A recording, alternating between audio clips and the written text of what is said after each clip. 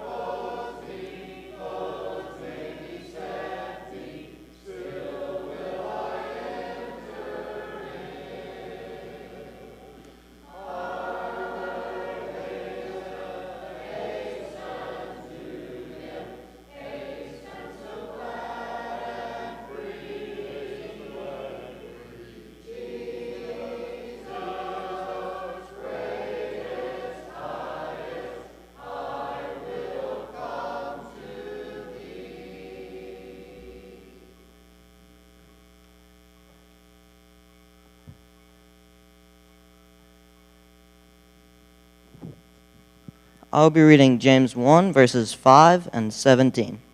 James 1, verses 5 and 17. Verse 5 reads, "If any of you lacks wisdom, let him ask God, who gives generously to all without reproach, and it will be given to him." I like this verse because it says that we can ask God for guidance and wisdom, and he will help us without judging us. This verse also shows God's love for us and towards us, and that he wants to help us grow as much as possible. I think this is just a great demonstration of God's gift, generosity towards us. And then verse 17 says, "Every good gift and every perfect gift is from above, coming down from the Father of lights, with whom there is no variation or shadow due to change." I like this verse, which also goes along with verse 5, because it lets us know that all good gifts are from God, which once again demonstrates his unconditional love to us. When it says, with whom there is no variation or shadow due to change, it makes me glad to know that God is faithful and that he will never change or stop loving us. I'm really glad that we have such a giving, forgiving, and loving God who always loves us. Thank you.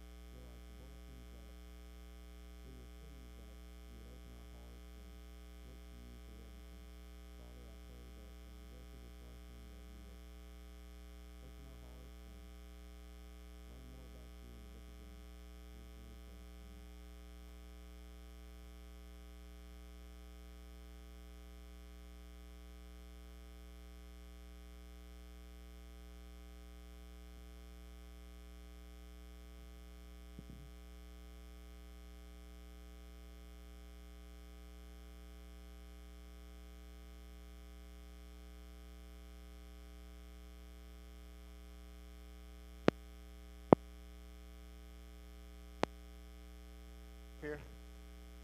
Am I waiting for something? I'm on now. Okay. Did y'all hear me thanking the young men that got up here? All right, that's a good deal. I missed one. Who did I miss? He got them all. I got them all. Tag, they're it. Okay. Thank you for being here. Hope you've had a good afternoon. Maybe you got a nap. Maybe you didn't. But it's a wonderful day. Come back. We're going to. What do you say, Bryce? Save that for now. This is when you get your nap. Bryce is my friend. Hey, I need to talk to Andy for just a second. If y'all got a minute or so. Do you and Anna watch TV? Sometimes. Okay. You have favorite shows or anything yet? Some, yeah. Andy Griffith. Well, see, that's Kathy and I. We like to watch Andy Griffith. We like to watch Leave It to Beaver.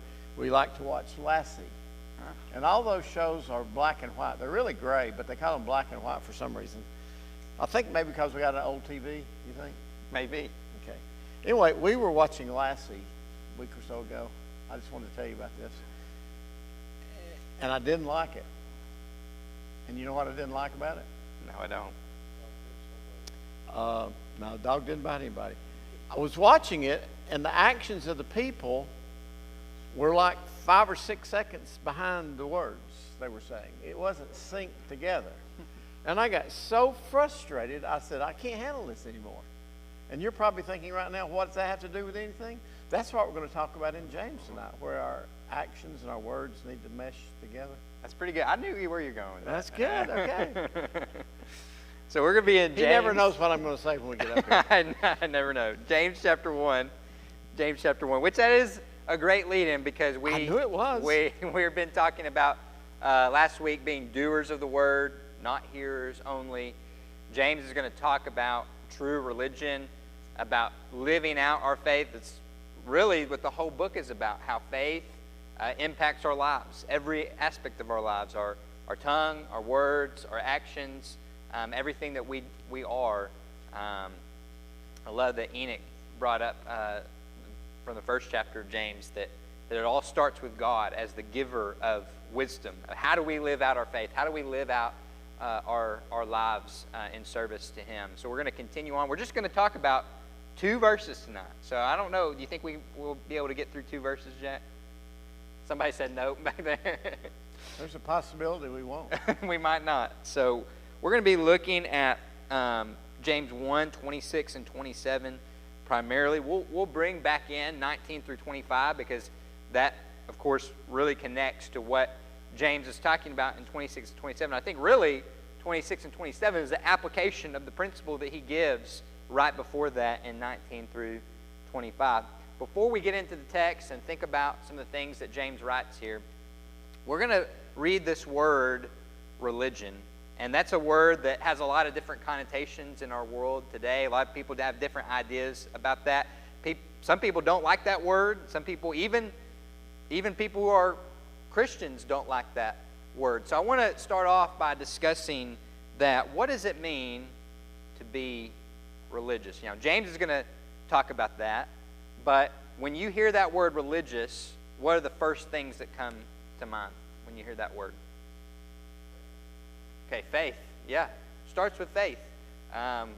That's kind of a foundation. And you know, people even talk about different faiths. We know that there's one faith, but if you're religious, you have faith in something. And I think you could argue, and I think a lot of people do argue, that everyone has faith in something. Everyone has some sort of religion. But yeah, it goes back to faith. Yeah, what else? Service. Yeah, service. I think we're going to see that in James. It's not just what you believe, it's how you live, how you serve. Yeah. What else? Why do you think that word has a negative connotation for some people? Okay. Yeah. Yeah. So, you know, sometimes rightly so, people don't like that word because I think people associate religion with kind of the performative ritual, the outward performance, but then what they say they believe doesn't match their lives outside of the religious so-called activities. And people are disturbed by that, and rightly so, I think, in a lot of cases. Yeah. What else?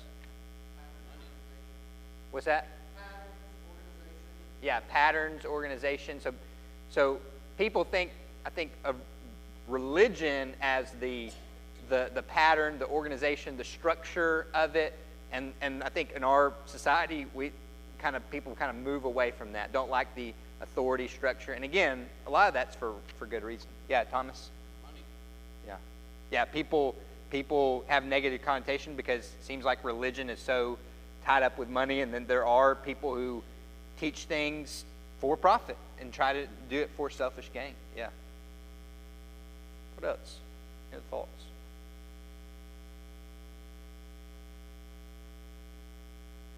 Jack, any thoughts? Pretty silent in here tonight. Yeah, yeah. Originally, the word meant to stand in awe of the lowercase gods. That is, a religious person was someone who looked at all these gods, this pantheon of gods that people believed in, and they stood in awe. They would bow down to those gods, and that was what a religious person would be. And I guess that maybe is how you could get some negative connotations when you come down to the religion that focuses on the one true God. So those people who were religious, when it comes to Judaism or Christianity, then those people would be viewed in a bad sense. But yet the idea of being religious, that is if we stand in awe of the God, the Father, Son, the Spirit, and that's how we live our lives, and as Tim said, and our lives match our words, then that word being religious is not a bad word. And as a matter of fact, it would be a good word to describe who we are, our devotion, our dedication to God and to His service and the life that He would have us to carry out in His service and in our worship to Him.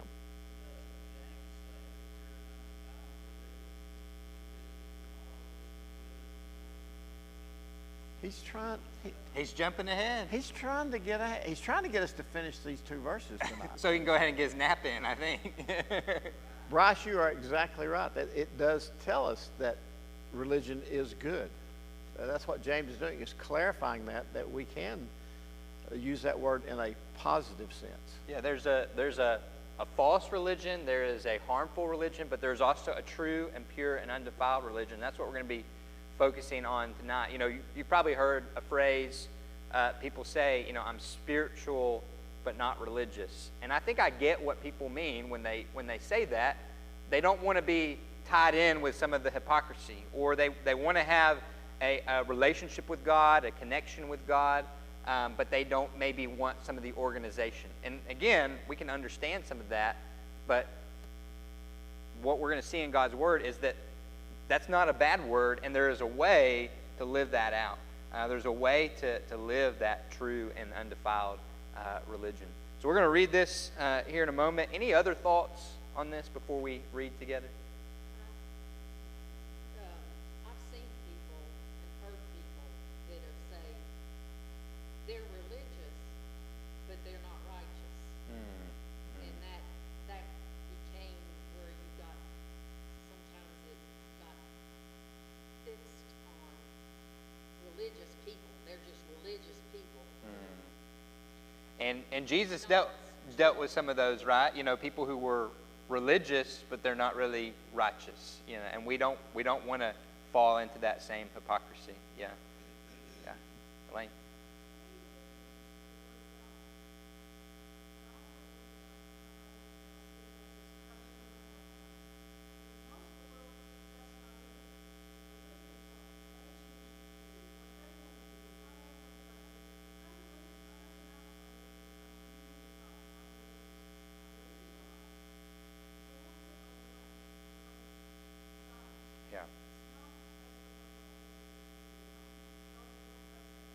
Yeah.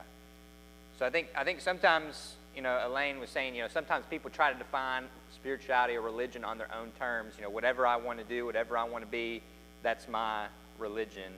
And I think that's maybe the reaction or the overreaction to the rigidity, the structures that people see hypocrisy in. It's just like, I just want to be totally individualistic, totally set apart and different. But God has set forth what he expects of us and what he wants for us. And really, if I'm in awe of God and I take him at his word, then my religion has to be based on what he says it is. It has to be on how does he say I honor him. And we're going to see a part of that in what James is going to write here. And really, in the context of the rest of the book of James, we see how we live out our faith in a way that is pleasing to God and honoring to him. But yeah, great point. What else? Any other thoughts? Yeah.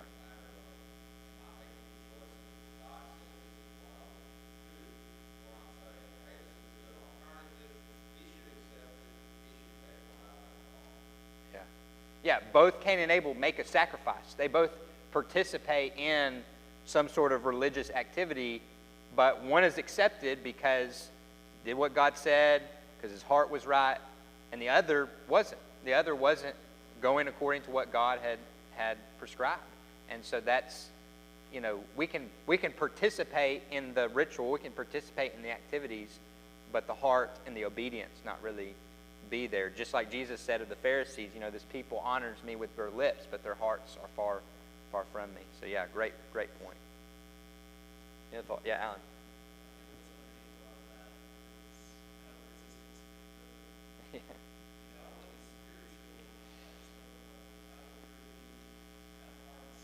Yeah.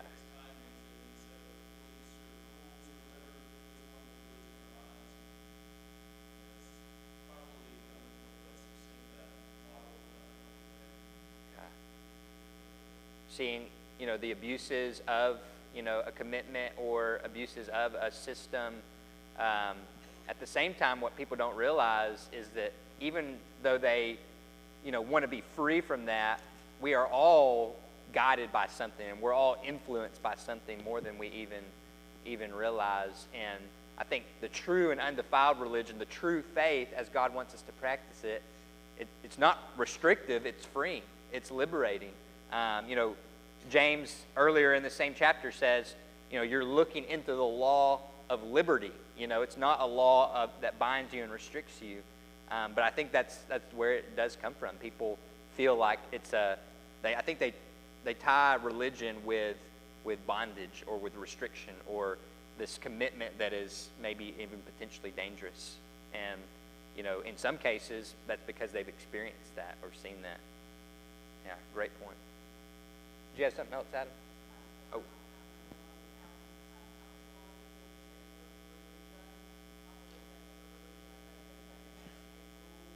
Yeah. Yeah. Yeah.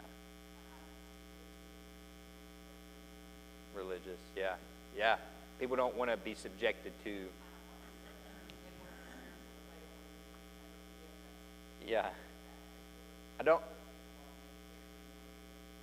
don't really want to submit to anything. I don't want to be tied to anything. I want to kind of my belief system to be able to be flexible, and so that's, I think that's where a lot of people's mindset is at. Any thoughts?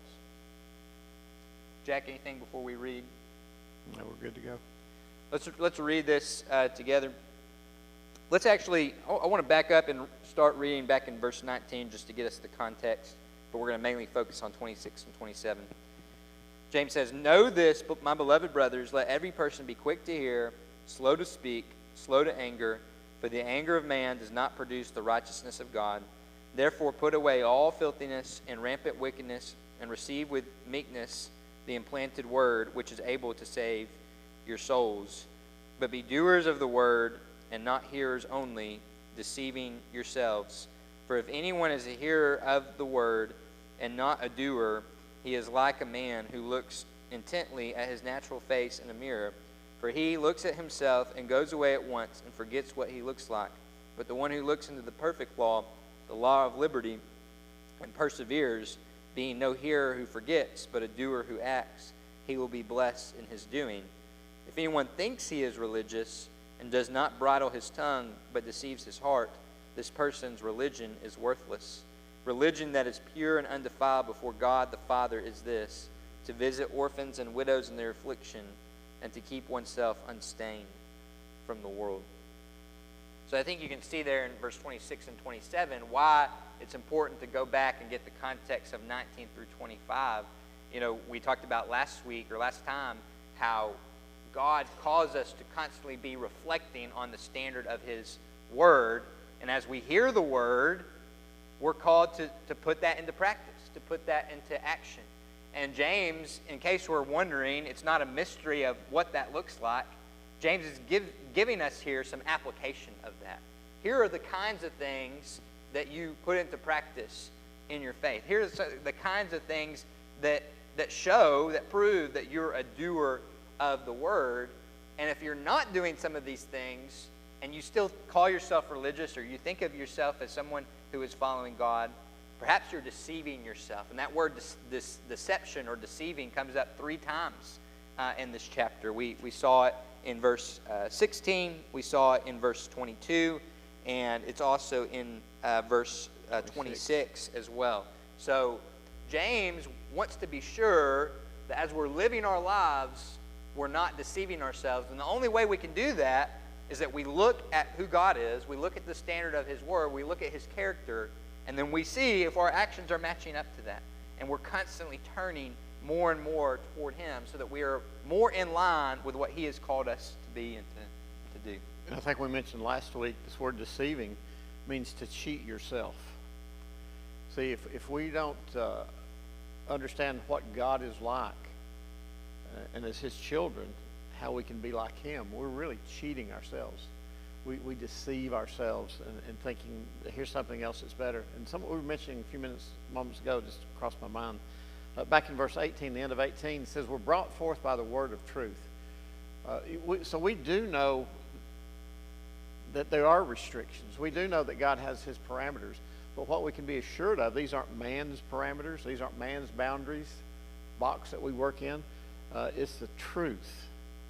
Anything else outside that box, can it be truth? Thomas really quickly said, no, can't be. God says, here's what's going to bring you forth. And you do anything else, you're cheating yourself. You're deceiving yourselves. You think you are, but you're not.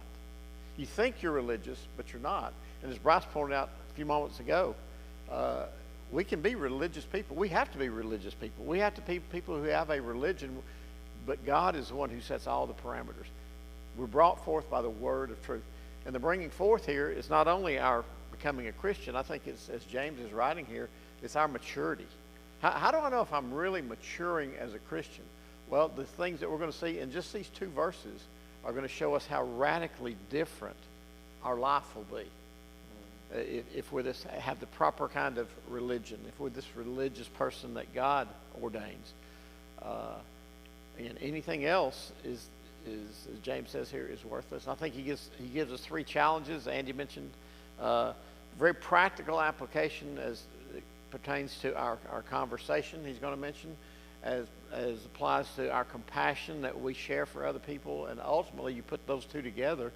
And the last phrase here in this verse 27, our very character, the essence of who we are.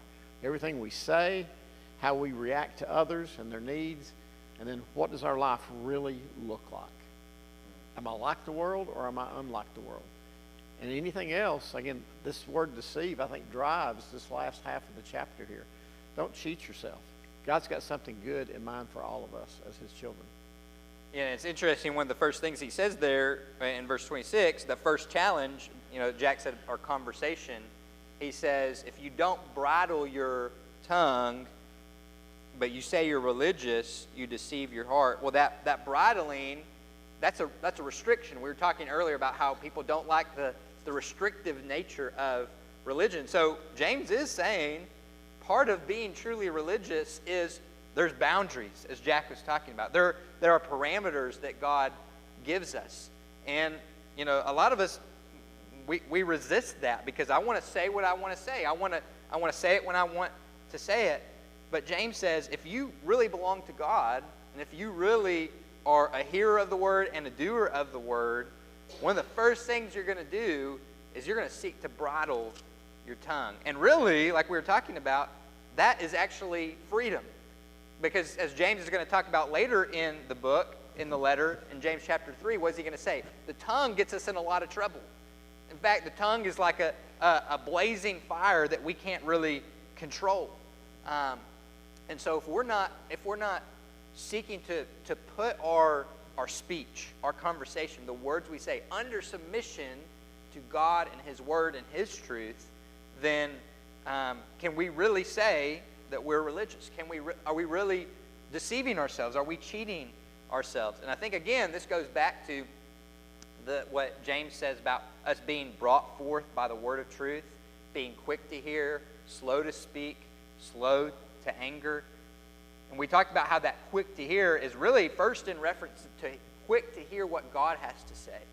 And I think that's the first step in learning to control our speech, to control our tongue, is if we first take in God's thoughts. We first take in God's truth. If we first take in what God's character is and what he says, then that's going to stop a lot of the things that I want to say. That's going to stop a lot of the things that I might think would be good to say. But if I let him be the guide first and foremost, then I'm going to think through first what I'm going to say before I say it, and I'm going to filter it through the lens of God's word. Is it helpful? Is it building other people up? Like Ephesians says, are my words used for grace to build up? Is this the right time and the right occasion? And if I'm not filtering through that lens, then I'm really living for self. I'm not truly living for God. And I'm being just that religious person in the wrong sense of the word. It's amazing the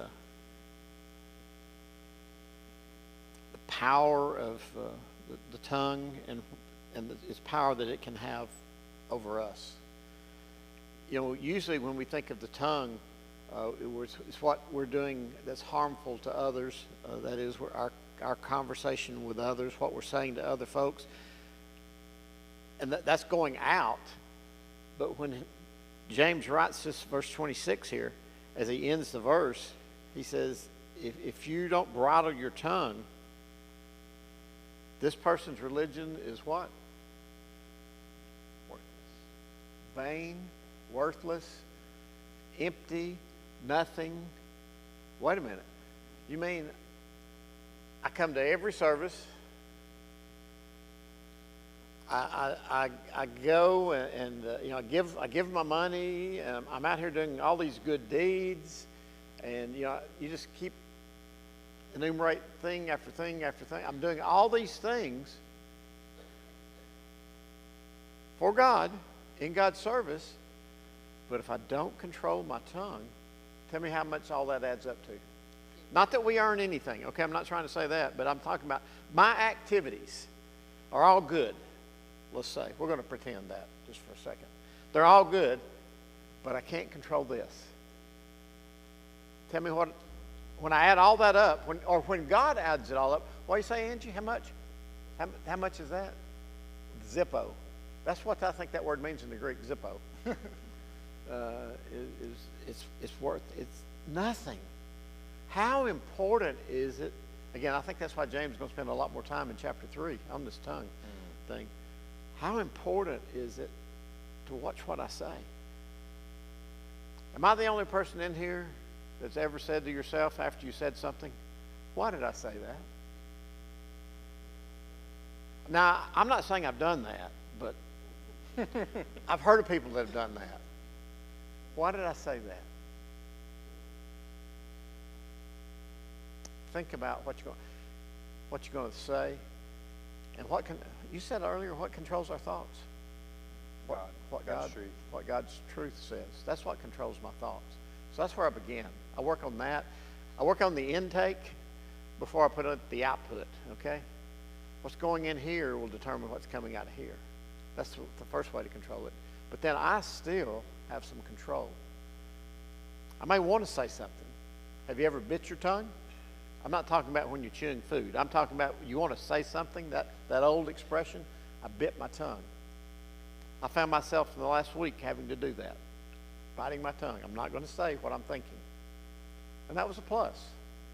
We got, again, practical challenges for everyday living, practical metrics for us to determine how mature I am becoming in Christ, how much more I'm looking like the Father today than I did yesterday. And I think James shows us in his language here that this is ultimately an issue of the heart, and it reminds us of what Jesus says. Out of the abundance of the what? Heart, the mouth speaks. So if I have an issue bridling my tongue, there's an issue of the heart going on. And so I need to pay attention to that so I'm not deceiving my heart. Adam.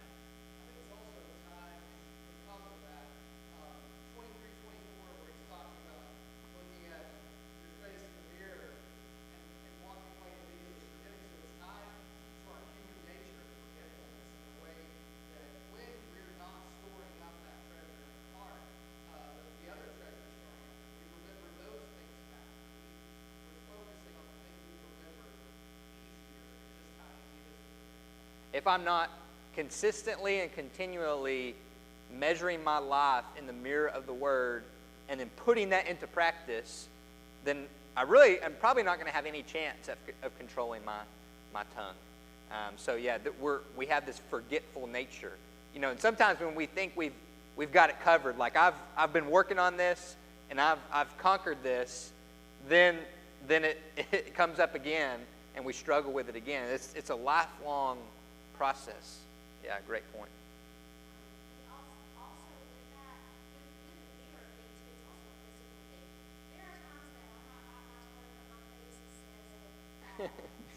Yeah. Yeah. And, we forget that, that they're looking at my mirror, they're looking at my face, and I'm just sitting there going, but my eyes are going crazy. Yeah. Yeah, so our heart could still be in the wrong. Yeah, our body language, our heart could still be in the wrong place. We might control ourselves enough to not say it, and that's good. But that's not the best, right? That's not the ideal of what God wants for us. Yeah, that's a good point. I didn't think of it quite like that. What thoughts? Anything else? Before we move on past the tongue, I just thought of an illustration. John Wesley, a Methodist circuit rider preacher from ages back, he was preaching somewhere, and he had on one of these little cowboy bow ties, little string bow ties, and a lady came up to him after he preached his sermon. She said, "Mr. Wesley, the strings on your tie are offensive to me. They're way too long." And he looked around and says, "Does anyone have any scissors?" And sure enough, somebody had some scissors, and Wesley got the scissors, handed them to the lady. He said, "Okay, go ahead. Cut them off." And so she snipped off the strings on his bow tie. He said, "Now could I have the scissors back, please? And would you stick out your tongue?"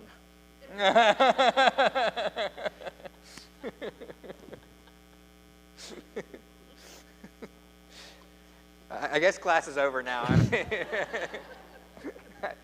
I get the point, though. Yeah. It is a great illustration, and it just reminds us the struggle that we all have with that. And I think that's why Jesus talks so much about it. That's why James talks so much about it.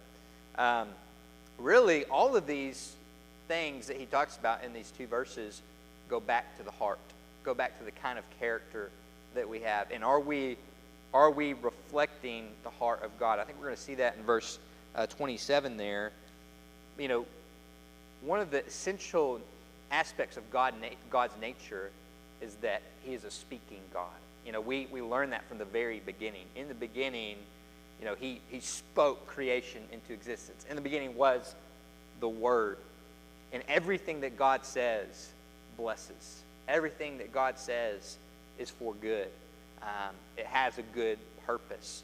And so if our religion is based on that God, that speaking God, the God who is the Word, then my words and my life ought to reflect that. Ought to bless and give grace like God's words do as well. And then I think that moves us right into 27 when it says, religion that is pure and undefiled before God the Father is this, to visit orphans and widows in their affliction, and to keep oneself unstained from the world.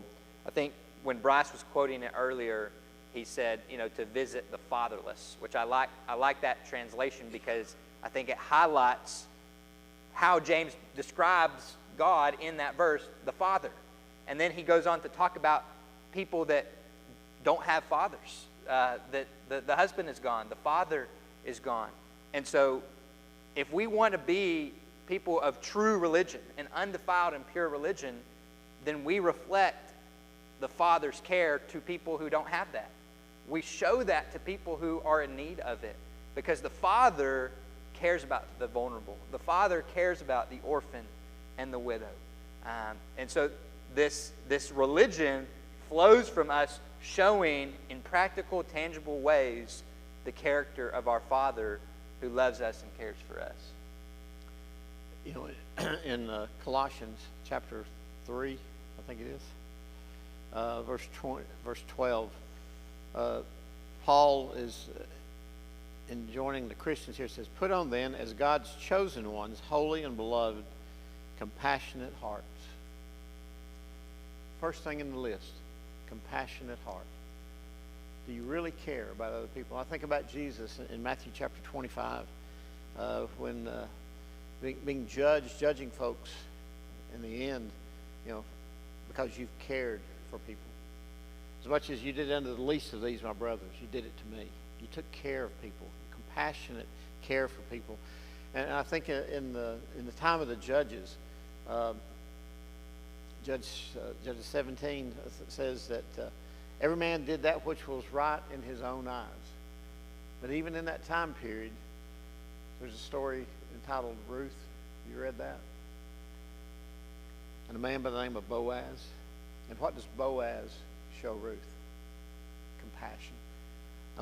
Among a generation of people that are doing whatever they want to do, that could care less about anybody else, could care less what God says, you find a man who shows compassion.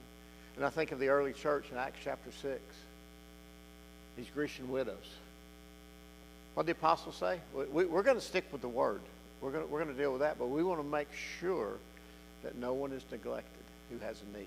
Again, compassion characterizes followers of God, whether it be in the Old Testament, whether it be in the New Testament. We're being like God when we're showing a compassionate heart to those who are in need. And I don't think there's any people on the planet that touch us more than little children that are fatherless or widows who are just trying to make it through life. They're struggling through life. If those two characters do not touch your heart, then I need to go back and listen to the words of Paul. I need to be putting on a compassionate heart. That's the first thing I need to do. Because that's having a religion that God approves of, that's designated by God. And you think about some of the major criticisms and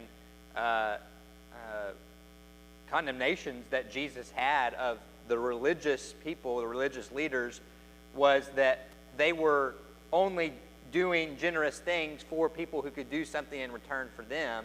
And Jesus even says, you're devouring widows' houses for your gain. So that was one of the Jesus's, one of the things he focused on with zeal was that they are not taking care of those who are vulnerable. And then when he's looking at their practices about the kinds of people they invite to feasts, he says, you're caring for people and you're inviting people and you're helping people that can do something for you in return, that can give you a sense of status in return. You're constantly going for the highest place and for whatever's gained for you. And I think the reason why James mentions these two categories of people is because in that day, in that society, these are people that can do nothing for you in return, and they're the ones in need. They're the ones who are vulnerable. And so I think God would, expand this to anyone who is in need, anyone who is vulnerable, anyone who has that need. And if our religion is true, and again, we're reflecting God, God doesn't help us just so we can do something back for him. God doesn't have need of us to do something back for him. He wants us to. And so if we're reflecting that kind of character, we're going to show that compassion toward people that can't repay us in return. Any thoughts on that? Any thoughts on that? Any comments to add?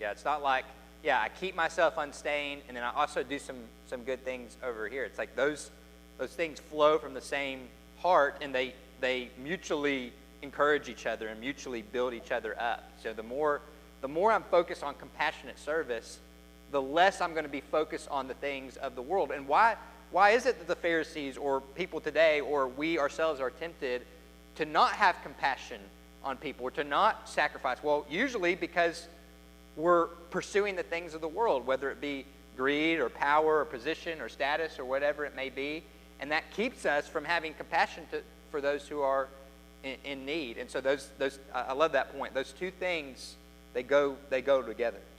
Yeah. Any other comments or thoughts? We're looking at character, integrity in these actions. That sometimes I'm a checklist kind of guy, but I don't know that God says, let's focus on a checklist. God says, here's some things you need to do, but I want to see this picture. This is what I want to see. As Alan's sermon last week, I even remember that a whole week later. Here's his portrait. Here's what Jack looks like. And who do I look like? If I'm a child of God, guess who I'm going to look like? I'm going to look like, you mentioned the word and is not in there. If your translation has God and Father, the word and is not in there. It's God the Father. It's what it is. I'm going to be like my Father. I'm going to bridle my tongue. What if God said everything he could say about me I'm glad that God bridles his tongue when it comes to our relationship. What if God withheld from me his compassionate care for me? Tell me what my life's going to look like. I think James is saying you need to be like your Father. When people look at you and you look like the Father, this book is all about maturity. When I look like the Father, I'm mature. I'll never be the Father, but I can look like the Father. And I think that's the whole goal that James is writing this book for, is to guide us along the way. Back to Enoch's favorite verse that he mentioned earlier. You want wisdom? You want to know what is going to be right in this world? Then look at God.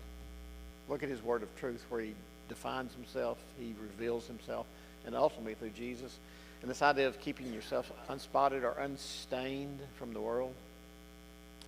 Isn't it wonderful to know that God has the world's greatest stain remover? And it's called the blood of Jesus Christ. And it'll wipe all these things away. And then I can be like the Father. Yeah, Thomas. One of the things I like about James, when you're a hearer and doer of the word, and also looking into the glass and knowing who you are, but keeping in mind, like what Jack just said, looking like God, looking like the Father, somebody is watching that you don't even know they exist. And that's where we become that laborer in Jesus' field. The harvest is great, and the laborers are few. And because of what we do or what we say and how we act, that person makes the choice of becoming a son of Christ. Yeah. And that's where, it reminds me of what Jesus said, you are the light of the world. And so that when men see your good works, they glorify your Father in heaven. We can live trying to please others or put on a show for others, but if we live that kind of life that you're talking about, we're hearers, we're doers, we're reflecting on who God is and who we are, then people are going to see it. We may never know that they see it, but it makes an impact on them. Yeah, great comment. What other thoughts do you have?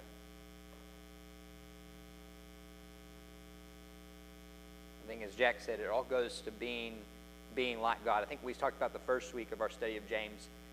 James' whole book, it's about maturity. It's talking about being a whole person, an integrated person, where the things that I believe is integrated into every aspect of my life. And that's a lifelong pursuit that we're going after. And we need to, the more we look at the Father, the more we look at Jesus, the more we're able to become holy, whole, complete.